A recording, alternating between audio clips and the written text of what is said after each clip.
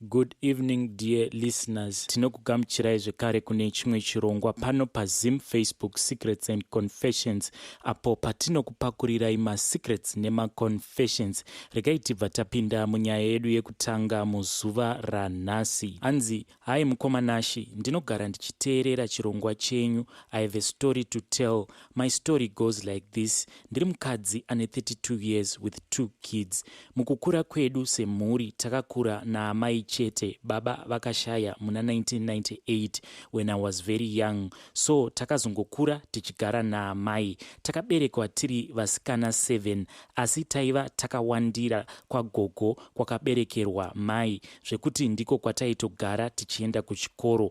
Ambuya vangu vaiva n'anga, zvekuti paitogara vamwe vanhu vaiuya kuzorapwa, vamwe vaitobva kure, vamwe vaitopenga vachizoporera ipapo. Saka pane vamwe sekuru, hanzvadzi yaamai yaigara kuSouth Africa, vaiti kana vava kuuya kuZimbabwe vaititengera hembe isu sevana vaiva vakashayikirwa nababa, asi pachikafu paizoita muromo nekuti isu taiva takawanda. Saka vaizoti kuna amai vedu, mazivana ako anopedza chikafu, saka vanofanira kushanda kudarika vamwe vana vose, zvekuti taimutswa kuma3 dzemakuseni kunochera mvura. Saka paiva nevamwe sisi venumber 2 vaiva neproblem yemwoyo, vaisafanira kutakura zvinhu zvinorema, vakabva varwara after vatakura mvura. Sekuru vaya vachibva vati ari kunyepera kurwara, zvekuti amai vangu vakabva varwadziwa nazvo ndokubva vatoramwa, vakatitakura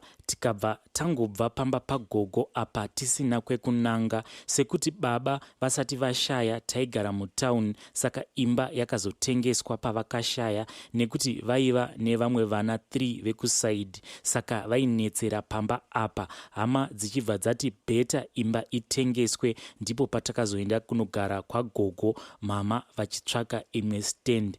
Back to my story. So patakabva pamba pagogo apa takanogara pasi pemuti zve3 days tese tiri 7 kudaro. So pana sisi vamama vaigara kutauni, asi vaiva vakavaka kumusha but kwaisagara munhu. Vakabva vanzwa shoko kuti tiri kugara musango, ndokubva vauya vakati kuna mama tigare pamba pavo, since ivo vainge vaita life in town. Uyu musha vakanga vakaitira mwana wavo, sezvo vaiva nemwana 1 musikana aingoroorwa kwakawanda achisiya misha, saka vaingoitira kuti kana zvikazomuomera anozogara pamusha uyu. Saka takagara pamba paya zvegore tichibva tazowanawo stand yedu. Sisi vahombe vakatanga kuenda kuSouth Africa kunoshanda, vakabva vawanawo basa rainge riri nani, ndokubva vatanga kutumira mari yekuvaka, zvekuti vanhu vakatoshamiswa nazvo neimba yakavakwa pamba pedu, panotoita sekuti pakavakwa nemunhurume. Takagara zvedu kudaro. Ini ndaiva ndiri grade 4, ndakabva ndazotorwa namai guru vangu kunodzidza kutown. Saka sekuru vaya vaititengera hembe tichiri kugara kwagogo havana kunyatsofara nazvo kuti tainge tagarawo pamusha pedu. Vakabva vatanga kuita semunhu ane rudo nesu, vachiti vakabva kuSouth Africa vaiuya nechikafu nehembe, zvekuti ndivo vakatozova munhu aitarisa pamba apa, sezvo kuhama dzekwababa hapana kana akazombouya kuzotiona kubva zvakashaya baba vedu. So nerimwe gore sekuru ava vakazouya nen'anga pamba pedu, vakatobva nayo n'anga iyi kuSouth Africa, vachiti pavakaenda kunobatsirwa vakaudzwa kuti pamba pasisi vako panoda kugadzirwa nekuti pane mweya wakaipa. Isu hatina kuziva kuti sekuru vainge vari kutoroya pamba pedu kuti pashaya kana anoita chinobatika uye kumisa musha. Takagara hedu kwemakore. Saka ndakazoti ndava form 4 ndatoenda kumusha kuholiday, ndakaenda hangu kumashops ndichinoona mama, sezvo sekuru ava vaiva nemabusinesses, saka mama ndivo vainge vakanzi vaite manager wevashandi. So ndakaenda ari manheru, ndichibva ndaonawo umwe mukomana, mwana wachief wemunharaunda imomo, akabva atanga kungoita nyaya neni tichitotaura paya. Pakabva pasvika umwe murume friend yasekuru vangu akabva ati, ndakubata, ndizvo zvamunoswera muchiita izvi, ndava kutoudza sekuru vako izvezvi. Akabva atofonera sekuru amene kuti vakapindurana kuti kudii. Hapana kutora mazuva sekuru vakabva vauya kubva kuSouth Africa, havana kumbondibvunza nezvazvo. Saka nerimwe zuva ndakaenda futi kumashops, ndainyanya kuenda manheru nekuti mama vaiti dzimwe nguva vanoda sadza nederere, saka ndaivaendesera chikafu. Pakudzoka kumba ndakaona futi mukomana uya akabva atanga kundiperekedza tichitotaura hedu nyaya. Haana kana kumbondinyenga oro kuratidzira kuti aindida, ndaingomuona sabhudhi vangu. So sekuru vaya vakabva vazviona tichifamba, ndokubva vatiflasha nemalights emota yavo, ndokubva vatonditi hakuna kumba kwauchaenda, ndakuona nemukomana saka chienda naye. Ndakazama kuvatsanangurira kuti hapana kana zviripo, asi nekuda kweutsinye hwavo vakati hazviiti, enda, ndakutonoudza amai vako. So nyaya yakazogarirwa pasi. Gogo vangu ndokubva vati hazviiti, hakuna mwana kwaanoenda. Ndakazogara hangu pamba. So mazuva ekudzoka kuchikoro anga akusvika, ndakabva ndatanga kurwara nemalaria zvekutoita serious. Sekuru vaya vakabva vati inhumbu ngaaende kumunhu wake. Apa ini ndaiva ndisina kana mukomana, ndaitova ndiri mhandara. Ndakatorwa paya ndikaendeswa kumba kwemukomana uyu zvekuti akatoshamisika, asi paiva pasina zvekuita. Sekuru vangu vaizikanwa muraini mese kuti havaiti nekuda kwepfuti yavaifamba nayo. Saka vanhu ava vaingova nepfungwa yekuti vanhu vanogara Joni vari dangerous because it was 2008. Saka ndakatambirwa hangu zvakanaka pamba paya nababa naamai vepo. Vakandifarira zvekuti hazvina kumboita musiyano wekuti handisi kumba kwedu, asi dambudziko raiva pakati pangu nemukomana uyu nekuti paiva pasina kana rudo.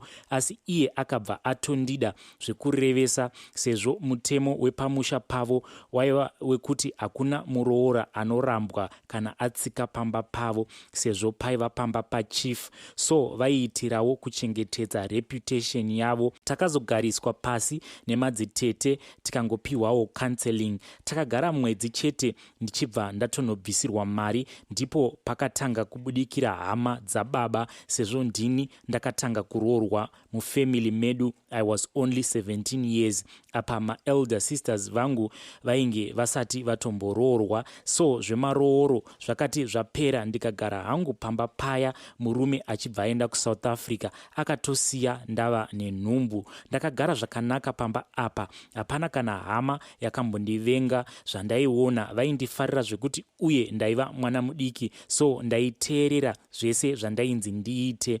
Sekuru vaya pavakazonzwa kuti ndakagara zvakanaka, hazvina kuvabata mushe. Vakabva vatanga kuti pese pavaiuya kumusha vaitoita make sure kuti vauya kuzondiona. Apa dumbu raiva rakura, so vaiti kana vakauya vainditora tichitenderera nemotikari vozondidzosa manheru. Ndakazozvara mwana wangu musikana, ndokubva ndazoendawo kuSouth Africa kwaiva nemurume. Ndipo pakatanga hondo yose ipapo. Takagara kuda kwe2 months ndabva kumusha. Ndakatanga kuita semunhu ane dhimoni. Ndaiti kana takarara, kana akangoda kundibata ndaimurova zvekuti ndaipwanya zvese zvainge zviri mumba.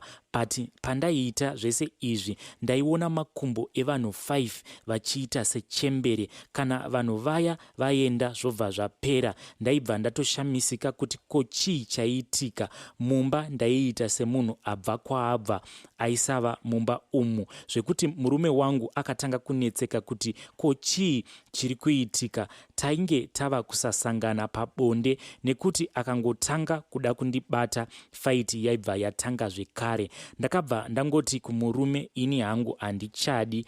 Hama dzakambozama kuti ko chii chanetsa, asi ndakangoti handichadi.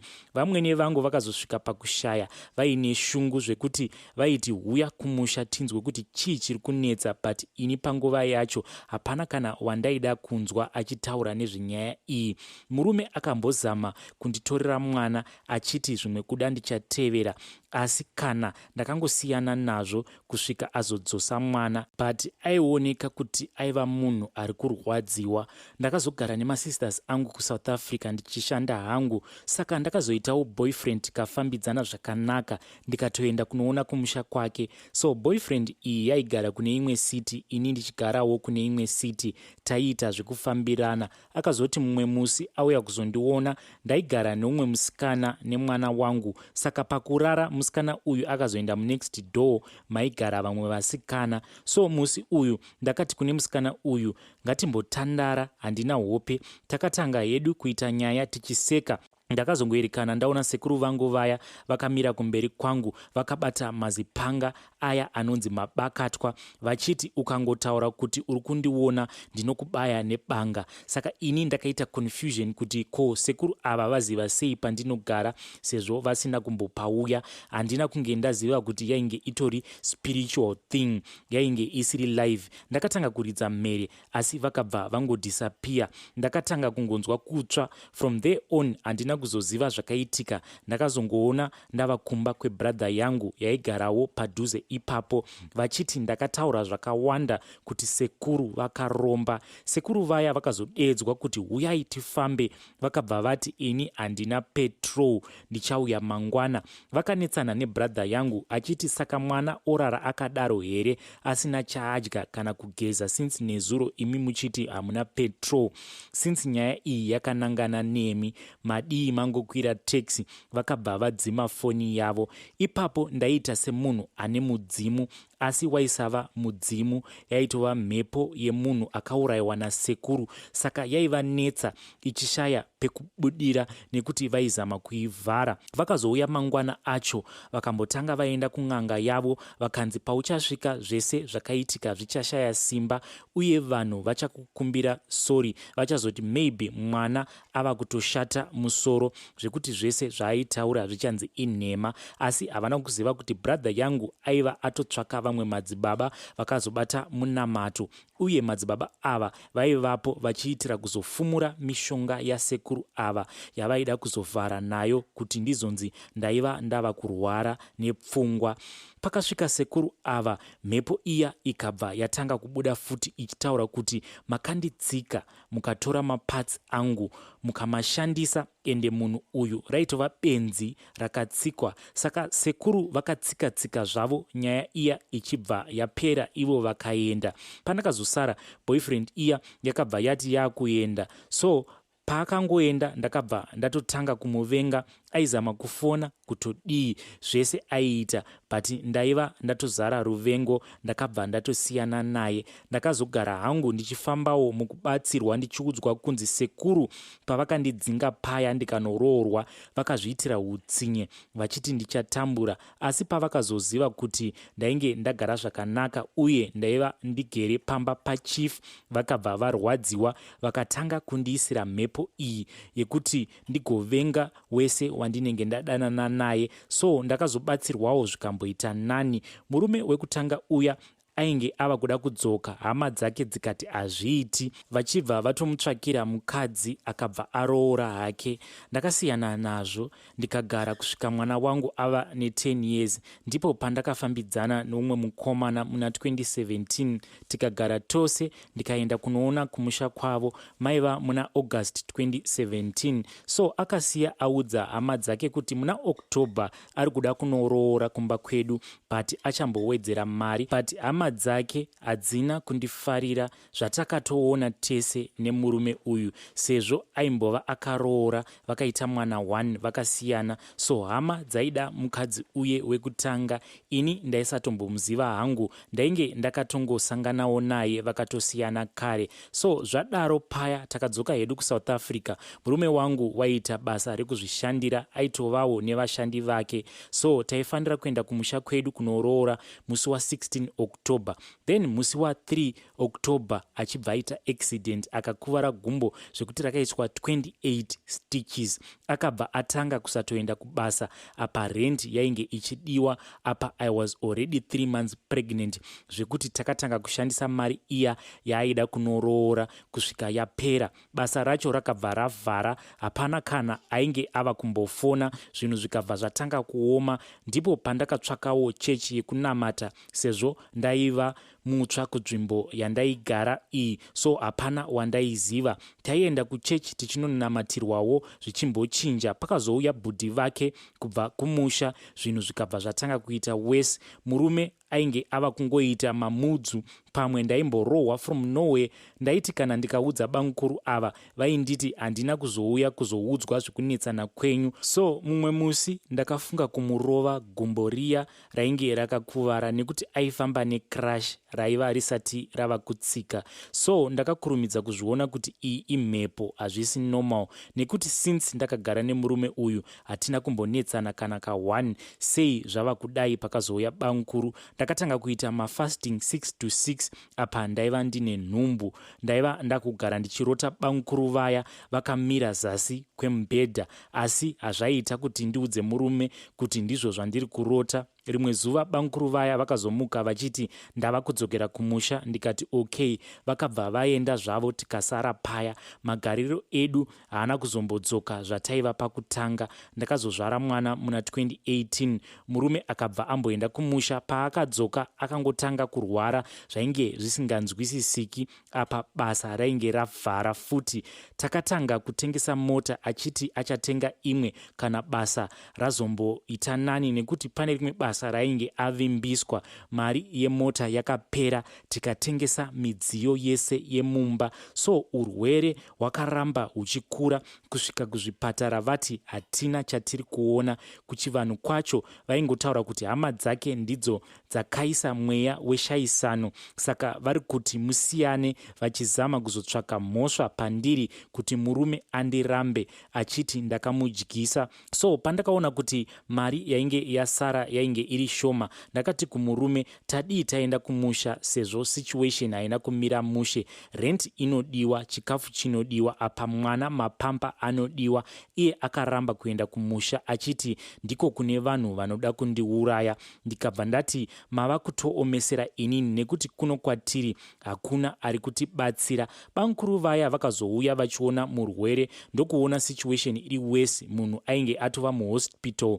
Vakabva vati komainini sei musina kundiudza kuti mukomana ari muhospital? Ini ndikati ndakakupai wani mapictures, ndakafunga kuti mazviona kuti ndimo maari. Takaenda pavisiting hour ndokubva vafambisa kupinda kuwadi sezvo ndaiva ndavaratidza maiva nemurwere. Ini ndakasara panze ndichiti ndozopindawo vabuda vozosarawo nemwana nekuti maisabvumirwa vana. So vakatora time varimo zvekuti visiting hour yaiva yakutopera. Ndichibva ndati regai ndipinde. Ndipo pandakaona bangukuru vaya vachizodza murume wangu zvimaoiri. Vakavhunduka pavakandiona ndokubva vati ndauya neanointing oil iyi, pamwe zvinogona kuita nani. Ini ndichibva ndati manje mobva maita sekuti ndezvesecret sei? Handidai mangotaurawo kuti mauya neanointing oil sezvo tichingozama zvese zvese. Takadzoka hedu kumba. So bangukuru ava pfungwa dzavo dzaifunga kuti tine mari sezvo tainge takatengesa mota nemidziyo. Pataienda kuchipatara ndaibhadhara taxi kuenda nekudzoka everyday, but pavakabva kumusha vakatopiwa mari natete yekuti vashandise transport pakunoona murwere, asi ivo vakavharira mari iya. Ndakanyarara hangu kusvika day rakazobuda murume wangu muchipatara. Ndipo pavakati mainini ndafunga kuenda nemukomana kumusha timbonofamba-famba. Ndichibva ndavati kana muchiti mafunga kuenda nemukomana kumusha muri kureva kuti kudii? Zvikanzi ndati ndinoda kumbotora mukomana. Ndakabva ndavati saka ini ndiri kusara here kana muchiti mafunga kutora mukomana? Zvikanzi sarai muchitsvaka basa. Ndakabva ndatanga kupopota ndikati ini ndakauya kumusha kwenyu mukanditambira uye hakuna asiri kuziva kuti Taku akaroora, not his real name. Vakabva vati tiri kuitira kuseva life yemukomana. Ndikati dai mangotika mainini rongedzai tiende kumusha. So bangukuru ava vaifunga kuti mari iripo, so vakatora vakatora mukomana vachibva vatora nemari. Ini ndichibva ndavaudza kuti rufu rwuri mumaoko aMwari. Kana vakati achafa anongofa chero anytime, asi kana vakati achararama anongorarama. Banguru vaya vakabva varamwa vakaenda kumusha. Pavakasvika kumusha havana kana kuzombobvunza nezvemurwere, uye nevamwe vese vaiva kumusha hapana ainge achabvunza. Tichisara murume akatadza kana kumuka kana kutaura, zvekuti ndaiva ndakutotya kuti ko ndichaita sei kana munhu akafa. Banguru ava vakaenda musi wa22 July, isu tikazotevera musi wa31 July. Tiri mubhazi ndakaita semunhu abudirwa nemudzimu waamai vemurume wangu. Ndaisatoziva kuti vainge vakashaya kare kare. Handina kuzoziva zvakaitika. Ndakazongoona pasiti rataiva takagara paungana vanhu vainamata apa bhazi raifamba, apa murume wangu dumbu nemakumbo zvainge zvakazvimba. Takasvika kumusha makuseni tikaenda mutauni maigara sisi vacho. Vakangotarisana vachibva vatanga kuchema vese, but ndakaitirwa mamudzu aya ekuti ndakafunga kuenda kumba kwedu, but ndakati murume uyu ndichamira naye kusvika Mwari vaita marongero avo. Takaenda kune vamwe pasta vatete ava vekuZayoja. Takasvika paya pasta vaya vakatanga kuti mai imi mune spiritual husband iri kurwarisa murume wenyu, but matauriro aiita pasta ava vaitaura semunhu anga ane zvaagara akaudzwa kare natete ava, sezvo havana kumbobvira vandifarira, uye ndivo vaifurirana nabanguru kuti vatore murume wangu kuenda naye vachisiya ini. Apa vaizviitira kuti chero murume akazofa anofa achiti mukadzi wangu akandiurayisa uye akanditiza ndichirwara. So ini ndakakurumidza kuzviona kuti apa painge paine dhiri. So after pasta vaya vadaro ndichibva ndavati nyaya yamataura iyi ihombe. So ini ndava kufonera hama dzangu kuti dzizive mhepo iri pandiri iri kuita kuti mwana wenyu arware, tifambire pamwe chete. Pasta vaya vakabva vatanga kutsika vakatanga kuti aiwa handina kana kumbodaro, ini ndanga ndichingotiwo munogona kuva muine mhepo. So murume wangu akabva atoona kuti hama dzake dziri kufunga kuti ndine zvandakaita kumudyisa kana kuti ndine mhepo. Akabva audza hama dzake kuti chero zvikanzi nhasi ndafa, musafa makapomera mwana wevanhu. Hongu angava ane mhepo dzekumushawo kwake, asi handidzo dzaita kuti ndirware. Ini ndinoziva pari kubva mhepo yandiradzika pasi nhasi. Vakabva vatanga kutaura nerweseri kuti ko angada kuti kudii iye akadyiswa. Ndakatanga kunzi tinoda kukutorai ropa mese tione kuti chii chiri kuita mwana wedu arware, uye neniwo ndaiva ndakaondesesa zvisingaiti semunhu aiyamwisa mwana wake uye nestress yekurwarirwa. Saka vamwe vaitofunga kuti tine chirwere. Ndakavati it's okay, handina kana problem nazvo. Takatestwa yedu ropa rikabuda rakanaka, tiri negative tese nemwana. Takazoti day 5 tabva kuSouth Africa takatorara mumba. Tairara nevamwe banguru vaiva vabva kumusha, vaindibatsira kuzosimudza murwere kuenda kutoilet usiku. Saka vairara zvavo pamatress pasi. Dzakati dzava kuma3 kuseni, murume wangu akatanga kungoita semunhu akushata musoro, achiti imba iri kutenderera uye ari kuona vanhu vari kubva kumusha. Akabva andidzinga pamubhedha ini nemwana, akati buda muno nemwana. Ndakabva ndanodeedza tete vaya nedzimwe hama dzaamai vacho dzaiva dzabva kumusha. Tete vaya vakazvitora simple, asi ini ndaiva ndazviona kuti munhu mweya wainge wava kutopera. Takamhanya futi kwapasta vaya. Ini ndikati ko zvaisada chipatara here? Hapana kana akandipindura. Ndakangoita sebenzi. Takasvika papasta vaya vakatovhundukawo nesituation yainge yavapo, ndokubva vati mhanyai kuchipatara, munhu uyu ari kuda oxygen. Takasvika achibva anzi pano hatina kana oxygen, endai kugweru. Hama dzangu wee, ndipo pandakaona matrue colors ehama dzemurume uyu. Ndakanzi mota haikwani, sarai zvenyu tichazokuudzai kuti tafamba sei. Ndakarwadziwa kusvika pamoyo. Apa munhu ainge ava kusagona kana kutaura kana kusimudza musoro. Ndakangoti saka waakuenda tisina kuonekana here? Ndakasara hangu pamba patete vaya mutauni.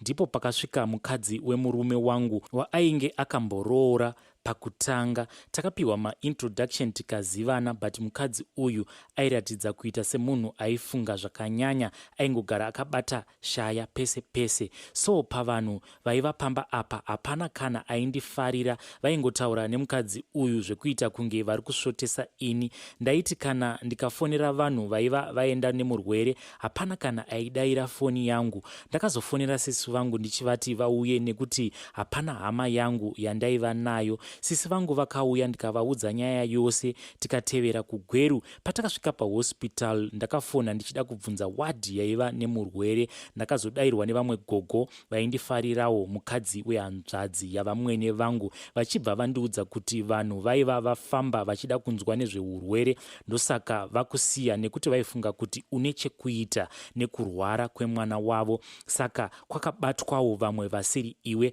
Ndakabva ndati kuna gogo vaya, musanetseka henyu gogo, hapana chokwadi chinorova, zvichazobuda kana pane chandinoziva. Takaenda hedu kunoona murwere. Ndichisvika ndakarwadziwa. Kwaingovawo kumirira nguva kuti ikwane, Mwari vazorodze zvavo mweya wake. But pandakasvika padhuze naye akavhura maziso akazama kuda kusimudza ruoko semunhu anoda kupiwa hagi. Akazama kuda kutaura asi zvakaramba. So hama dzake dzakabva dzafara vachifunga kuti munhu ava kutoda kutaura atova nani, sezvo vaiti since vakabva asingatauri atotanga kuvhura maziso. Pandasvika ndakabva ndavaudza kuti hamusi kuona here kuti munhu ari kuoneka, hapasisina munhu apa. Takazodzingwa nemanesi, dhiripi rava kusafamba. Ini nevamwe bankuru vandainge ndanzwanana navo takadzoka zvekubirira, manesi asingaone. Takasvika munhu achitotanga kugaspa mweya wekupedzisira. Ndakapera simba ndichinzwa kutsva, hana yangu ikaita seiri kutsemuka. Ndaiva ndisati ndamboona munhu achifa, asi zvandakaona musi uyu nanhasi hazvipere mupfungwa dzangu. Takangodzoka kwaiva nevamwe tikanogara hedu. Handina kana wandakaudza. Vanhu vakagara kusvika imwe visiting hour yakwana. Ini ndakaramba kuenda. Ndaiziva hangu kuti hakusisina munhu. Ndakazoona vanhu vava kudzoka vangori 1-1 vachichema. Ini ndakangoramba ndakagara, saka vanhu vaida kuona reaction yangu. Ndakangoti kochii, zvadii? Vamwe tete vakanditi, unobvunza kuti zvadii, hausi kuona kuti vanhu vari kuchema, waiti zvaizoguma nei? Ndakapererwa nemashoko avo, saka hapana kana akambofungira kuti ndingava nehama mugweru. Vakazongoona hama dzangu dzazara pachipatara, vaitovawo vanhu vainge vane zvimari zvavo zvekuti hama dzemurume dzakatoshamisika kuti saka nguva yese iyi ndaitovawo nehama dzangu dzainge dziri mudhuze. Anyway, takachema zvedu mufi, asi panhamo pacho vanhu vaitaura zvavaida vachiti auraya murume, uye bankuru vaya vakabva vanyepa kuti mainini vane mari yavakatengesa mota nepropati. Ndakavaratidza mabhalansi vakatadza kuzvibvuma kuti mari yainge yakapera. Veduwe, mamwe maconfessions unochema kana uchiaverenga kudai. Tichadzoka nepart 2 of this confession.